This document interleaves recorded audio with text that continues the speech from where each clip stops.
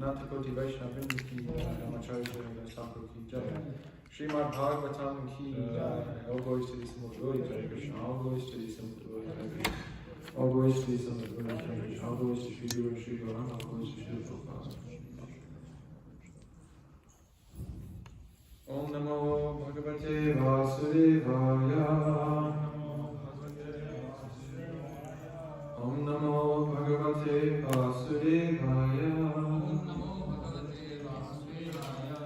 Om Namo Bhagavate Vasudevaya.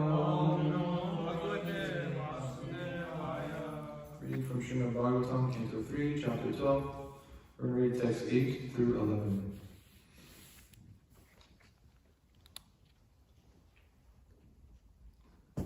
Saha Vai Ruroda devānāṁ bhagavān bhavaḥ nāmāni kuru me dhātaḥ sthānāni cha jagad-guro ruroda devānāṁ ruroda devānāṁ pūrvajo bhagavān bhavaḥ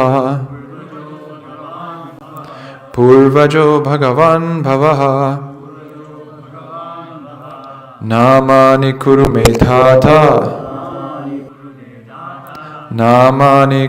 dhātaḥ sthānāni cha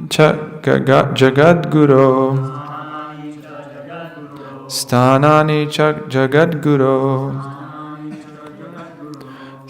ruroda devānāṁ pūrvajo bhagavān bhavaḥ nāmāni kuru me dhātaḥ sthānāni cha jagat-guro ruroda devānāṁ pūrvajo bhagavān bhavaḥ nāmāni kuru me dhātaḥ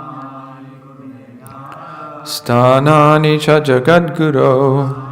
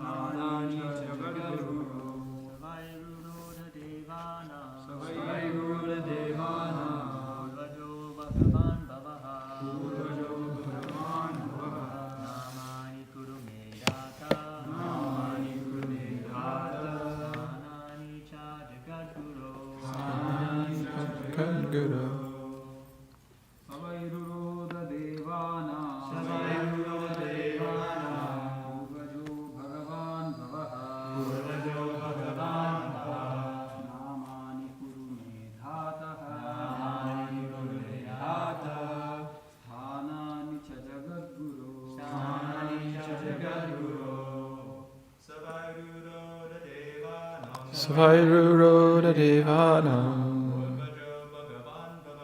pūrvajo bhagavān bhavaḥ nāmāni kuru me dhātaḥ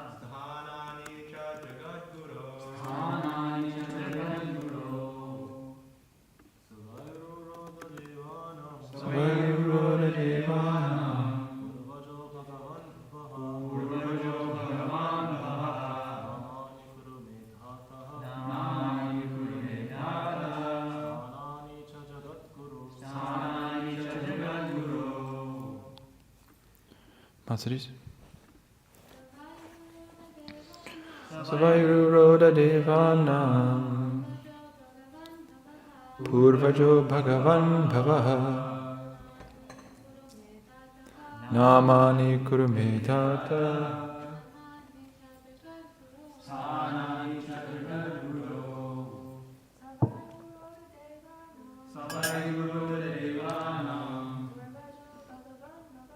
pūrvajo bhagavān bhavaḥ. Nāmāni purmedita sthānāni cha jagad-guro. Saha, he, vai, certainly, ruroda, cried loudly, devānāṁ pūrvajaḥ, the eldest of all demigods, bhagavān, the most powerful, bhavaḥ, Lord Śiva, nāmāni, different names, kuru, designate, me, my, dhātaḥ, O destiny maker, sthānāni, places, cha, also, jagat-guro, O teacher of the universe. Translation by His Divine Grace A.C. Bhaktivedanta Swami Srila Prabhupada. After his birth, he began to cry, O destiny maker, teacher of the universe, kindly designate my name and place. Text 9. Iti tasya vacaḥ pādmo bhagavān paripālayan abhyadhād bhadrayā vācā rodīs karomi. The all-powerful Brahma, who was born from the lotus flower, pacified the boy with gentle words, accepting his request, and said, Do not cry, I shall certainly do as you desire. Text 10. Yad arodi sura shreshta sodvega iva palakaha tatastvam abhyadhāsyanti namna rudra iti prajaha. Thereafter Brahma said, O chief of the demigods, you shall be called by the name Rudra by all people because you have so anxiously cried. Now text 11. Hrid indriyanya survyoma vayur agnir jalam mahi suryash chandras tapash chaiva sthananyagre kritani te. Translation and purport by Srila Prabhupada. My dear boy, I've already selected the following places for your residence: the heart, the senses, the air of life, the sky, the air, the fire, the water, the earth, the sun, the moon, and austerity. Purport. The creation of Rudra from between the eyebrows of Brahma as the result of his anger, generated from the mode of passion, partly touched by ignorance, is very significant. In Bhagavad Gita, chapter 3, text 37, the principle of Rudra is described. Krodha, anger, is the product of kama, lust, which is the result of the mode of passion.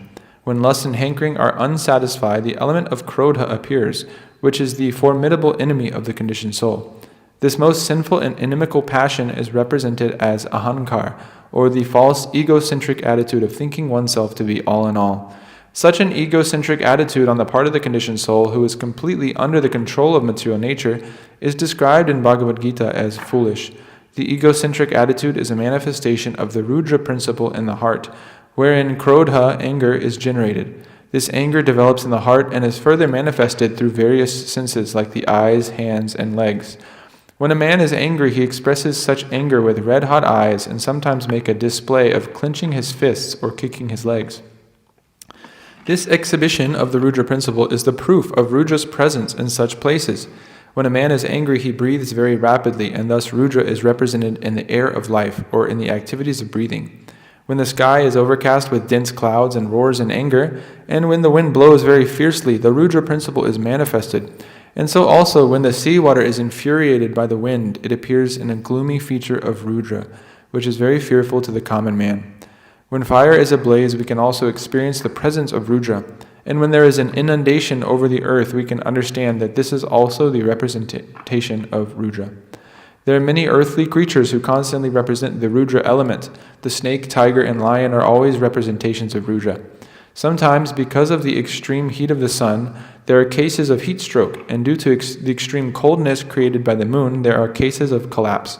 There are many sages empowered with the influence of austerity, and many yogis, philosophers, and renouncers who sometimes exhibit their acquired power under the influence of the Rudra principle of anger and passion. The great yogi Durvasa, under the influence of this Rudra principle, picked a quarrel with Maharaj Ambarish, and a Brahmana boy exhibited the Rudra principle by cursing the great King Parikshit. When the Rudra principle is exhibited by persons who are not engaged in the devotional service of the Supreme Personality of Godhead, the angry person falls down from the peak of his improved position. This is confirmed as follows. Ye nye arvindaksha vimuktamaninas tvai asta bhavad avishudha buddhayaha aruhya kritrena param param tata patantyado nadrita yushmarangrayaha. The most lamentable, Bhagavān 10:2-32. The most lamentable fall down of the impersonalist is due to his false and unreasonable claim of being one with the Supreme. Om Ajnanatimirandhasya Jnananjana Shalakaya Chakshur Unmilitam Yena Tasmai Shri Gurve Namaha Shri Chaitanya Manobhishtam Stapitam Yena Bhutale Svayam Rupa Kadamahyam Dadati Swapadantikam Vandeham Shri Guru Shri Utaf Padakamalam Shri Gurun Vaishnavams Cha Shri Rupam Sagrajatam Sahagana Raganatam Vitam Tam Sajivam Sadvaitam Savadutam Parijana Sahitam Krishna Chaitanya Devam Shri Radha Krishna Padan Sahagana Lalita Shri Vishakan Vitam Cha Hey Krishna Karuna Sindho Dina Bandho Jagapate Gopesha Gopika Kanta Radha Kanta Namostate Tapta Kanchana Gaurangi Radhe Vrindavaneshwari Vrishabhanu Sute Devi Pranamami Hari Priye Nama Om Vishnupadaya Krishna Prasthaya Bhutale Srimate Bhakti Vikasa Swaminiti Namane Nama Om Vishnupadaya Krishna Prasthaya Bhutale Srimate Bhakti Vedanta Swaminiti Namane Namaste Saraswate Devi Gauravani Pracharine Nirvishesha Shunyavadi Paschati Deshadarine Vanchakalpatarubhyascha Kripasindubhya Vichapatitanam Bhavanebhyo Vaishnavebhyo Namo Namaha Jai Shri Krishna Chaitanya Prabhu Nityananda Shri Advaita Gadadhara Śrivas Adi Gaur Bhaktavinda Hare Krishna Krishna Krishna Hare Hare Hare Rama Rama Rama Hare Hare Yasadevi Parabhaktir Yatatevi Datagaro Tasya Te Katita Hirata Prakashanti Mahatmanaha.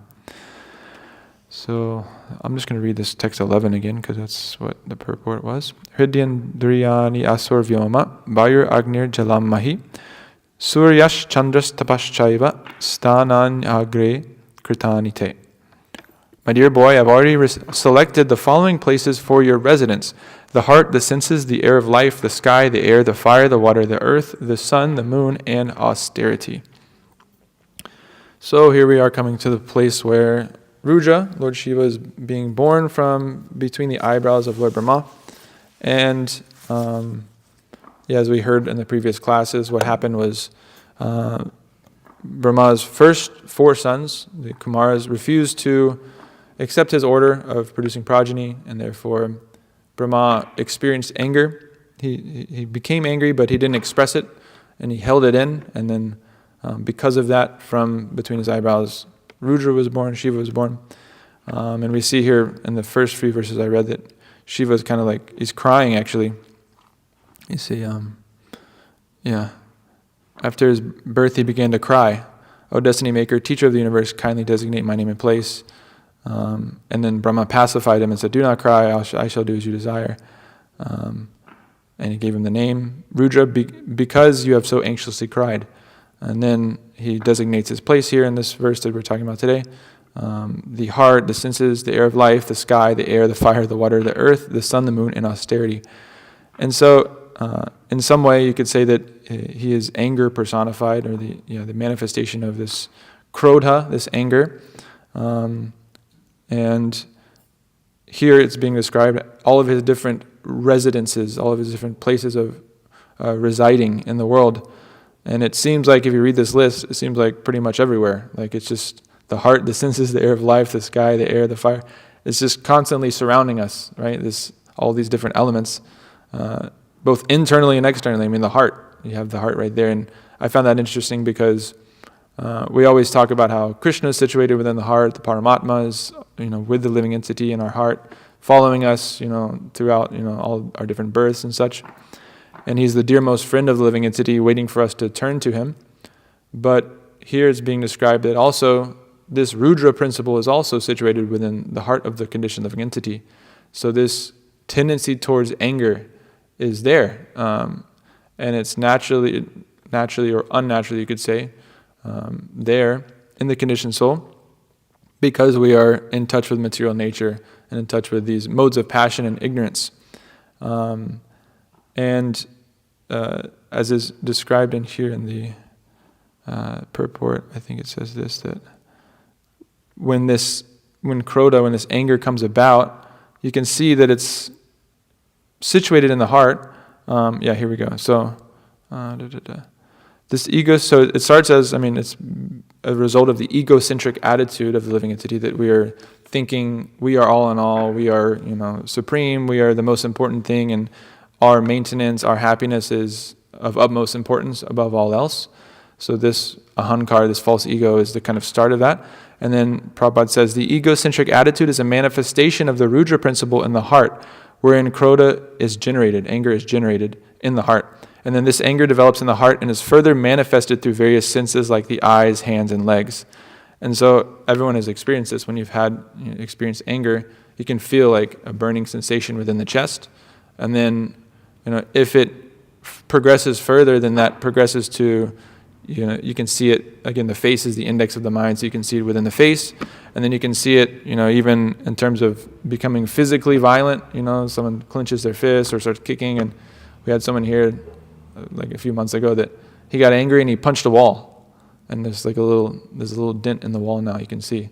So this, when it's not controlled, when we don't have that ability to control our anger, it kind of explodes and it becomes completely unpredictable what happens. And actually, I was thinking about this, that it's quite a fearsome, or just very scary and unpredictable situation for those that are subject to that anger.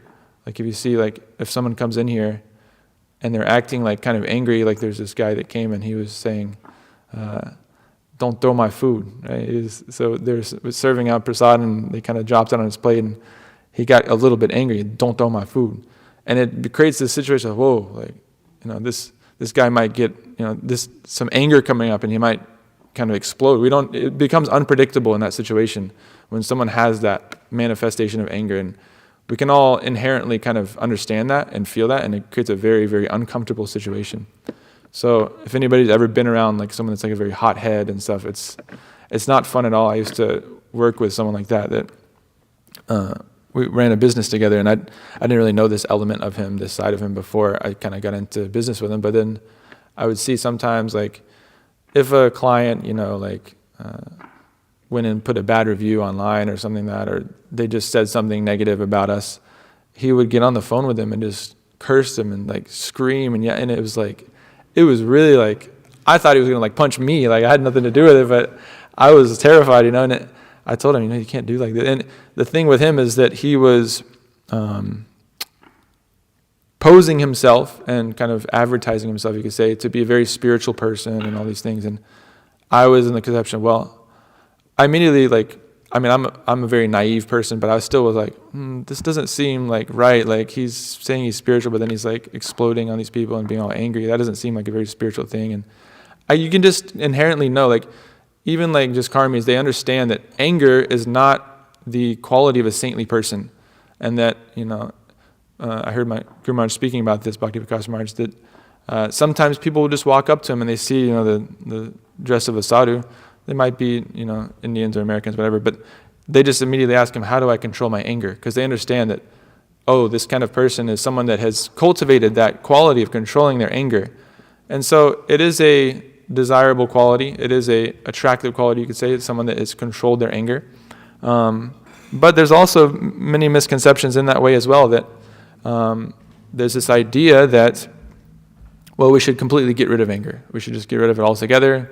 It's no good. There's no good use of it at all.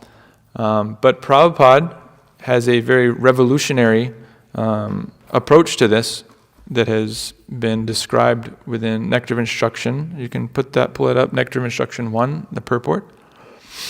Of course, vacho vegam manasa krodha vegam. So controlling the urges of the tongue, the mind, anger, amongst other things.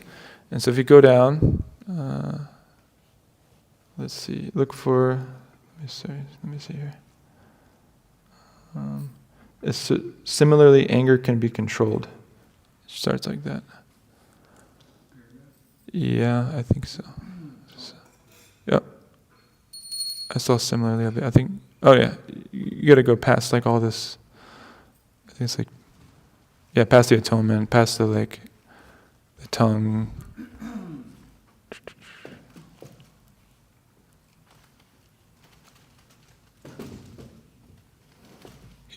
Yeah, okay. So similarly, anger can be controlled. we cannot stop anger altogether, but if we simply become angry with those who blaspheme the Lord or the devotees of the Lord, we control our anger in Krishna consciousness. Lord Chaitanya Mahaprabhu became angry with the miscreant brothers Jagai and Madhai, who blasphemed and struck Nityananda Prabhu. So here we can see that Prabhupada is saying, actually, no, we cannot stop anger altogether. We can't actually stop it. But again, there's this idea that, that who's the most famous sadhu from India in the West? Anybody know? Huh? No, just like, not just today, but like overall. Gandhi's one, and then there's another one that Maharaj, Bhakti Prakash Maharaj said, Buddha. So there's this like idea that, and both of them preached what? Non-violence, ahimsa. Right? And Gandhi tried to use the Bhagavad Gita to preach non-violence, which Prabhupada points out doesn't make much sense at all, because the whole point is that Krishna is enjoining Arjuna to fight and kill millions of people.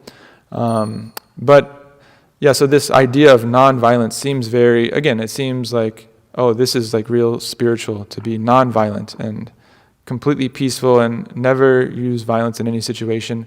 And yeah, we believe in that in terms of not using, it's okay to defend yourself against attackers and things like that, but specifically in terms of like verbal abuse or something like that, if someone is blaspheming you or like talking bad about you, we learn to be more tolerant than a tree, more see ourselves lower than a blade of grass and things like that.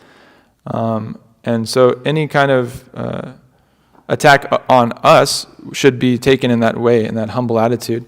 But as Prabhupada is saying here in the Nectar of Instruction, that if we become angry with those who blaspheme the Lord or the devotees of the Lord, we control our anger in Krishna consciousness. So, and even Lord Chaitanya Mahaprabhu himself, who is most merciful, Patita Pavana, is the most merciful to the most fallen, even he exhibited this anger, and he had to be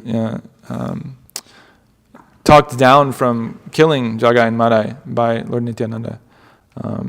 And so, even he is employing this anger in protecting devotees, and protecting Krishna and his devotees. So we can do that, but again, we have to learn to discriminate between what is this kind of transcendental anger, you could say, and what is mundane anger. And whenever we are employing anger in terms of defending ourselves or trying to basically improve or strengthen our false ego or in some way and kind of defend ourselves in that way, then we can understand that that's a manifestation of this mundane anger and is what is meant to be controlled through this process. But of course, there's many situations where we can use anger in Krishna service, and it's like Prabhupada saying, we can't actually give it up. We can't actually stop anger. There's this other small anecdote of Prabhupada where he was speaking to there's a British man, and this was in India. He was a non-devotee, and he said, he was talking that by becoming God conscious, we can become free of anger and such. And then Prabhupada said, what's wrong with anger? What's wrong with that? Explain that. So, and the man was kind of like, whoa, he was kind of taken aback by that. So we see that many times. Let's see here. And so, we see in the purport here, back to this purport, if you can go. So it's talking all the different places that Rudra, that anger is manifest. So the heart, I talked about that. The senses, again, that's kind of starts in the heart and then it comes out and manifests in the different senses. The air of life, so again, it's described in the purport that an angry man starts breathing very heavily, and you can see that. And then the sky, okay, you have very powerful thunderstorms. That's a manifestation of Rudra. And then you have the air, so you have hurricanes and tornadoes and all this kind of crazy stuff. Fire, fire itself is extremely intense, and it just has that angry nature to it. The water, the ocean, if you've ever seen videos or been in the ocean when it's storming, it's really crazy. The earth, so then talking about all these different creatures on the earth. There are many earthly creatures who constantly represent the Rudra element. The snake, tiger, and lion are always representations of Rudra. So there's animals that are just, a snake is just vicious by nature. It's just envious by nature, and it's just always, for no reason, it'll just bite you and just attack. So, And it's just a representation of that anger, just almost like anger personified in that way. Then the sun, the moon, austerity, all these different things. So I was also thinking too, it's manifest in many other places. You see, like, even just within the society, there's animal slaughter. It's just like very brutal, horrible thing. It's like mode of ignorance. And then there's like, wars, and there's so much, just violence that people do against each other and against animals, against nature. One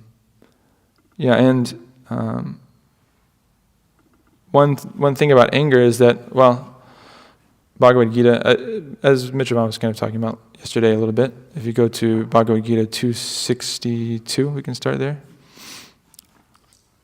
This is the very famous one. Jayato vishayam pumsam. Yeah. Pumsa sangasteshu vijayate kama sangat sanjayate kama kamat kuru vijayate. That while contemplating the objects of the senses, a person develops attachment for them, and from such attachment lust develops, and from lust anger arises. So, and elsewhere in the Gita, of course, it says that it is lust only, like Hoda was saying yesterday, is lust only, which is the all-devouring sinful enemy of the world, and from which wrath develops. So, lust is like the enemy, you could say, of the living entity in the world, but also anger is kind of like a tangential, it's almost like a cousin or something. It's like very closely related because it immediately follows from lust. And it's kind of a byproduct of lust, you could say. And so they kind of come hand in hand. And anger itself is, you could say it's more dangerous in a way because a few different reasons. One is that lust, desire, like that, if it's directed in a religious way, at least it can elevate you to the heavenly planets. You can become elevated to the heavenly planets. But anger will send you to hell. That's all. It can't really be used, like this mundane material anger can't really be used to elevate you, but it just actually makes the living entity lose all discrimination, all intelligence, and you see it again. Like that's why it's so scary when someone becomes angry, because it becomes completely unpredictable what they'll do. And you understand, intellectually you can understand, okay, this person has lost their discrimination of what's right and wrong, so they might just, start being very violent, or they might just do some kind of crazy thing. So it's completely uncontrollable. And there's some other quote, I don't know exactly where this is from, I saw this somewhere, that there's nothing an angry person won't do. Like there's no sinful activity that they won't perform because they've just lost all discrimination. They'll say anything, they'll do anything. And so then, of course, if you go to 263, Krodhat bhavati samohat smriti vibramaha smriti brahmshad buddhi nasho buddhi nashat pranashyati. So then from anger, complete delusion arises, and from delusion, bewilderment of memory. When memory is bewildered, intelligence is lost, and when intelligence is lost, one falls down again into the material pool. So it's kind of what I just described, but it's just this slippery slope, you could say, of starting with simply contemplating something within the mind. It leads all the way to this horrible conclusion of falling down again into the material pool. And as Prabhupada is saying in the purport to today's verse, that I'm jumping all over the place, that there's many sages empowered with the influence of austerity, and many yogis, philosophers, and renouncers who sometimes exhibit their acquired power under the influence of the Rudra principle of anger and passion. And so we see in the Bhagavatam this story, Durvasa Muni, he saw that he perceived that he was offended by Maharaj Ambarish, because the exact details of the story. So he went there as a guest to Maharaj Ambarish, but then Maharaj Ambarish was about to break his fast or something, and then Durvasa Muni left, and then he left for a very long time, and then Maharaj Ambarish was like, well, what should I do? I'm supposed to feed him before I take anything, but I have to break my fast at the same time. So then he drank some water, and then Durvasa Muni came back, and he could understand through his mystic potency that that's what had happened, and he became very angry.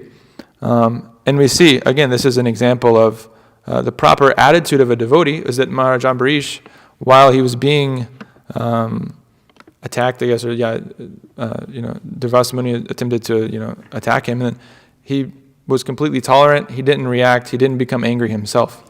And so this is the proper etiquette to how we should act if someone becomes angry with us. And it's actually extremely difficult because one thing I realized a few months ago is that we always talk about eating, sleeping, mating, and defending, right? And okay, eating, I can understand how I can get out of hand with that, like, okay, I really like eating sweets, and like, okay, that can become like too much. And sleeping, yeah, I'm attached to that. Mating, sure, yeah, I'm attached to like, sex desire. But defending, I was like, well, how does that really apply to me? Like defending, like I don't like own a bunch of guns, and like I don't like get into fights, and sometimes it's said eating, sleeping, mating, and fighting. We say that sometimes. So I don't feel like I'm a defensive person like that. But then I realized, like, actually, and some devotee said this. I can't remember who it was. I think it was like a Prabhupada disciple or something talking about this. That this defending actually, it's not just in that terms of like physical defending and defending yourself from a physical aggressor or something like that, but it's actually in terms of defending yourself like verbally, or defending your false ego, basically, in terms of like if you get told that you did something wrong, and then immediately your reaction is, no, I didn't do it actually, it was this other person, or it was because of this. You make an excuse and you think, oh, actually, no, it was just because, this happened before. And immediately, actually, I noticed that, how my mind is immediately, if I'm told that I did anything wrong, immediately my mind says, no.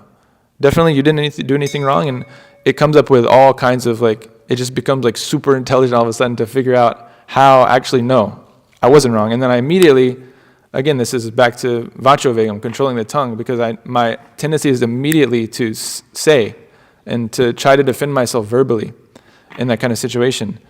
And even sometimes, actually, in Krishna consciousness, we may be chastised or told we're doing something wrong, and actually, we didn't actually do anything wrong. So that could be the case sometimes. But even then, still, we shouldn't express that defensive attitude. No, I didn't do anything wrong.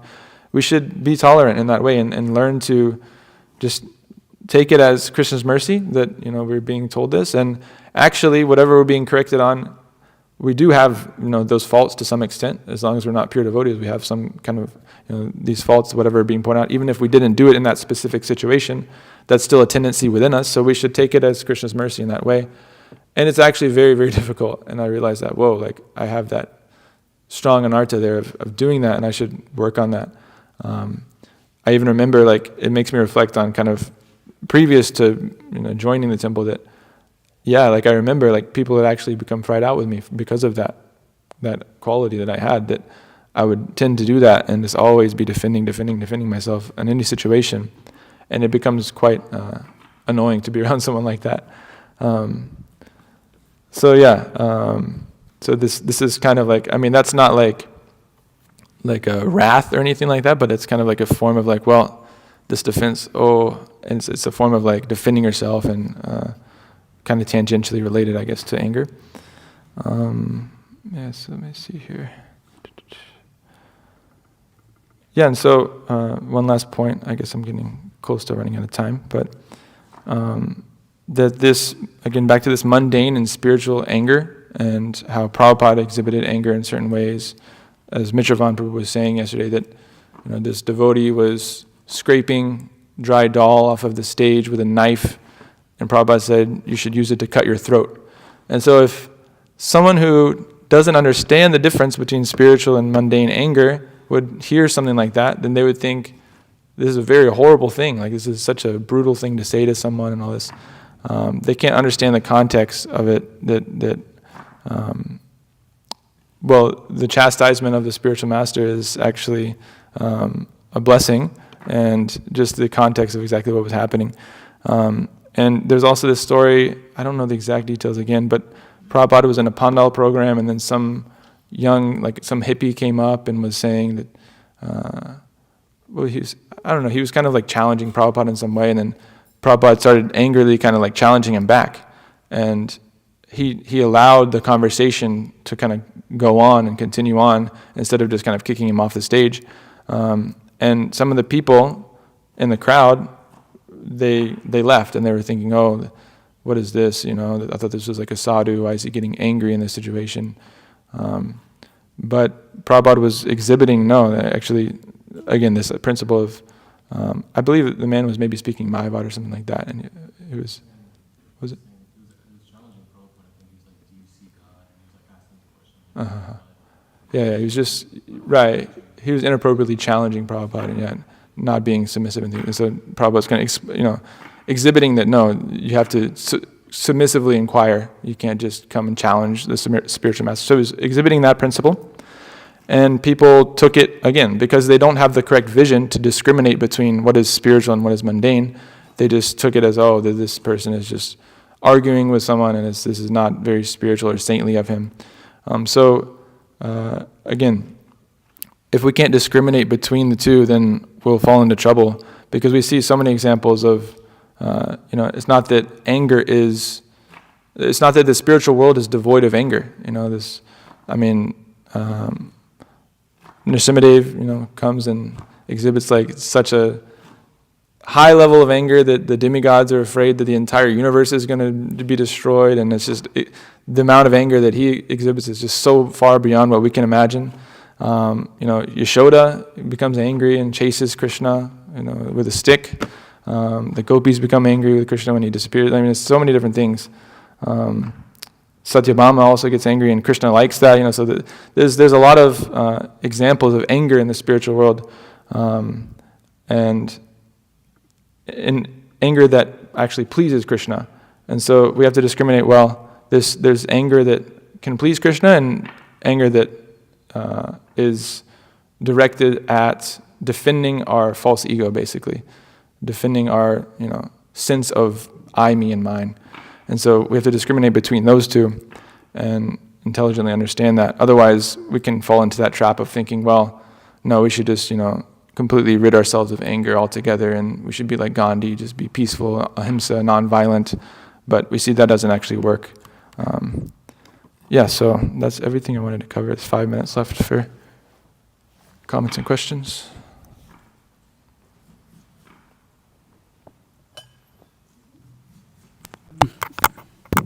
You're mentioning that lust directed at religious principles takes you to the heavenly planets, but then anger, it doesn't do that at all. I'm a little confused, because even if lust is directed towards religious principle, it can still be mundane.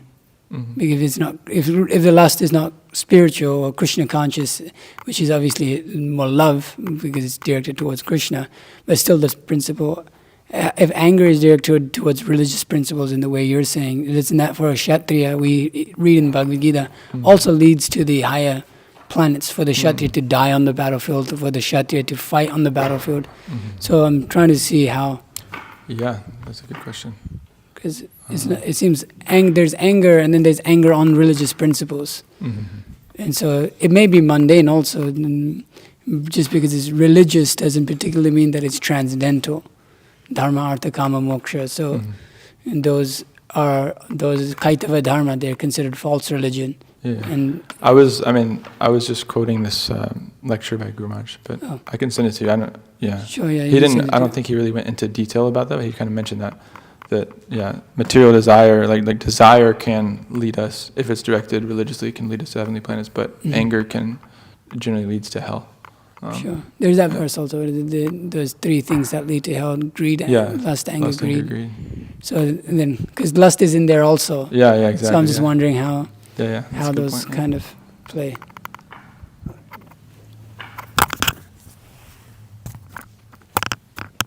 Hare Krishna. Is this on? Okay. Anyways, this is a good point you're bringing up. That made me think, though, that it seems.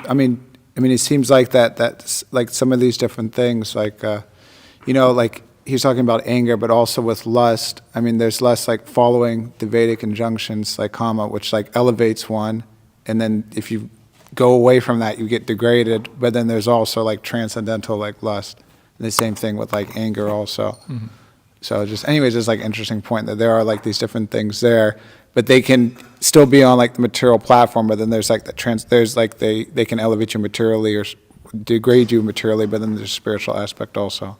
Guru Maharaj, when he was here, he gave that class also on the, I think on that verse that you just mentioned, that Trividam Narakash. I can't remember exactly, but it was in the 16th chapter of the Bhagavad Gita, and then in that he was talking about just like the material, I forget exactly, but I think like material quality of lust. And anyways, that class is there, and then like relating that. But anyways, some quick thing.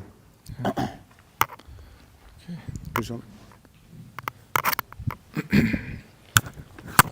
Yeah, I'm still trying to, I guess, kind of understand the lust and anger, because we read that lust arises out of anger.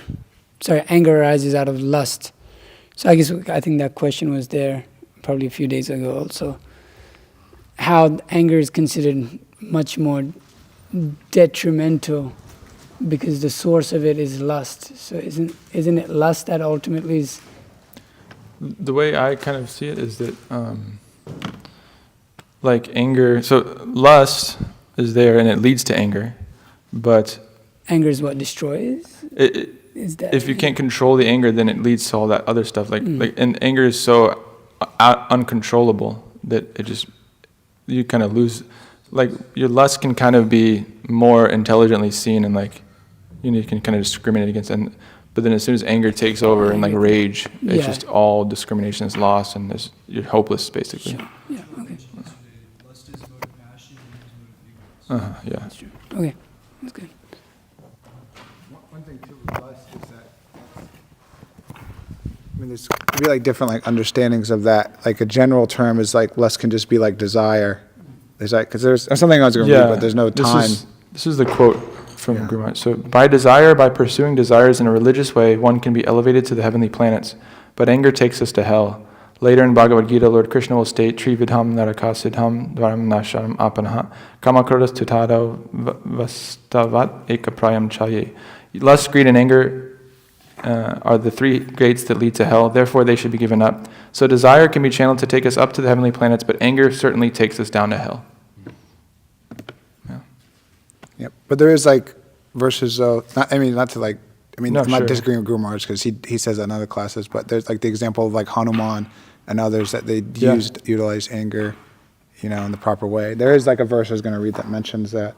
But the other thing with lust is lust can just be like desire, and then when one's desire is not fulfilled, then one gets angry. So that can be like, any type of desire.